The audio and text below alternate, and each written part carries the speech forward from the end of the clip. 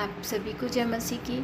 आज का दिन शनिवार का दिन है, सबत का दिन है, परमेश्वर का दिन है जो प्रभु यीशु ने, यहोवा परमेश्वर ने जो मूसा के काल से ठहराया था कि तू सबत का दिन मनाएगा, तो विश्राम का दिन मनाएगा।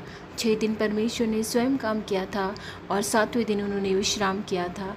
6 दिन उन्होंने काम करने के बाद कहा था सब कुछ अच्छा है, और 7वें दिन को देखकर उन्होंने थकान से भरकर उन्होंने अपने लिए विश्राम का दिन ठहराया और उसे युगानुयुग तक पवित्र रखने के लिए कहा गया है। लेकिन हम मनुष्य क्या कर रहे हैं? हम उनकी जो आज्ञाएं हैं उनको नहीं मान रहे हैं, उनकी आज्ञाओं की अवहेलना कर रहे हैं। और हम जब हमें किसी ज्ञानी प्रख्यानी से हम पूछते हैं तो हमें ये कहा जाता है कि यीशु जब आया उसने अपनी मृत्यु से सब कुछ आज़ाद कर दिया। लेकिन नहीं, परमेश्वर यीशु ने तो खुद ही कहा है कि मैं व्यवस्था का लोप करने नहीं आया बल्कि उसको पूरा करने आया हूँ। और जब क्रूस पर उन्होंने अपने प्राण त्याग दिए, जब प्राण त्यागते समय उन्होंने कहा सब पूरा हुआ, सब पूरा, वो सब कुछ पूरा हुआ था जो नबियों के मुंह से परमेश्वर ने कहलवाया था। क्योंकि यीशु आने वाले हैं, ये सूचना उन्होंने नबियों के मुंह से पहले ही कहला दी थी।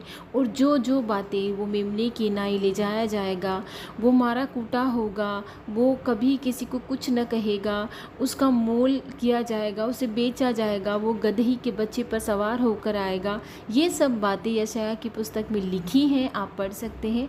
और ये सब बातें यीशु ने आकर पूरी की है। लेकिन लोग इस चीज़ को मानते नहीं हैं और उनकी आज्ञाओं को अवहेलना करके जो परमेश्वर का विश्राम का दिन है उसको नहीं मानकर दूसरे दिनों पे आराधनाएं करते हैं, दूसरे दिनों पे प्रार्थनाएं करते हैं, जो कि बिल्कुल गलत है।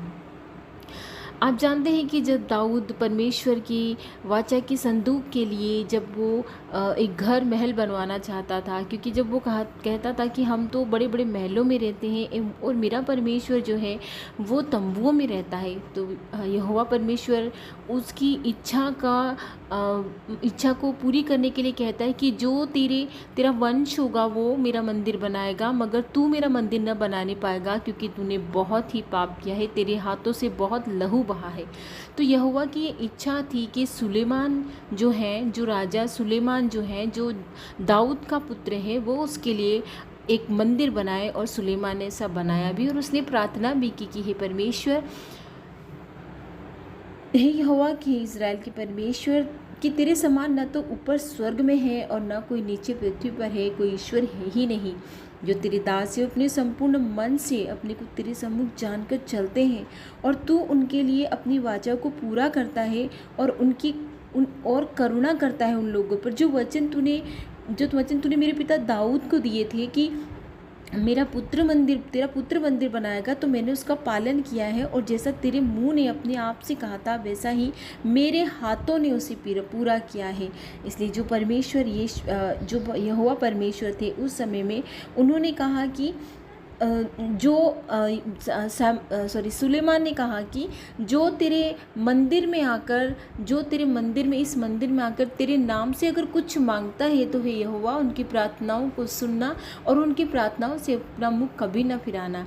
क्योंकि सुलेमान स्वयं जानता था कि ये जो मंदिर है ये दाऊद की इच्छा से बना है, दाऊद की योजना थी जिसे परमेश्वर ने पूरा किया था सुलेमान के द्वारा। इसलिए भाइयों बहनों, निरंतर प्रार्थना में लगे रहिए और अविश्वासी नहीं विश्वासी बनिए, क्योंकि हम जानते नहीं हैं कि हमारी जो योजनाएं हैं वो कब परमेश्वर, हमारा मसीहा, हमारा जिंदा खुदा पूरा कर देगा, ये हम नहीं जानते हैं। क्योंकि जब उसकी इच्छा होगी तब वो हमारी इच्छाओं को पूरा करेगा और जो अच्छा होगा वो हमारे लिए पूरा करेगा।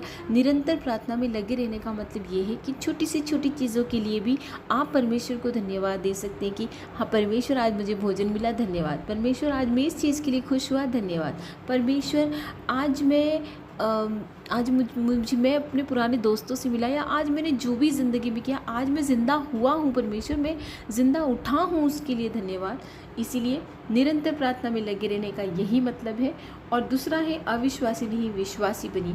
विश्वास कीजिए कि जो आपने प्रार्थना में धन्यवाद के साथ परमेश्वर से मांगा है वो ज़रूर पूरा होगा, उसकी नीयत समय पे पूरा होगा, क्योंकि हमारी इच्छाएं परमेश्वर को चढ़ाना बहुत ज़रूरी है। वो जब चाहेगा उसे पूरा करेगा और वो अवश्य पूरा करेगा। विश्वास कीजिए। आमीन आमीन आमीन। यहोवा परमेश्वर की जय।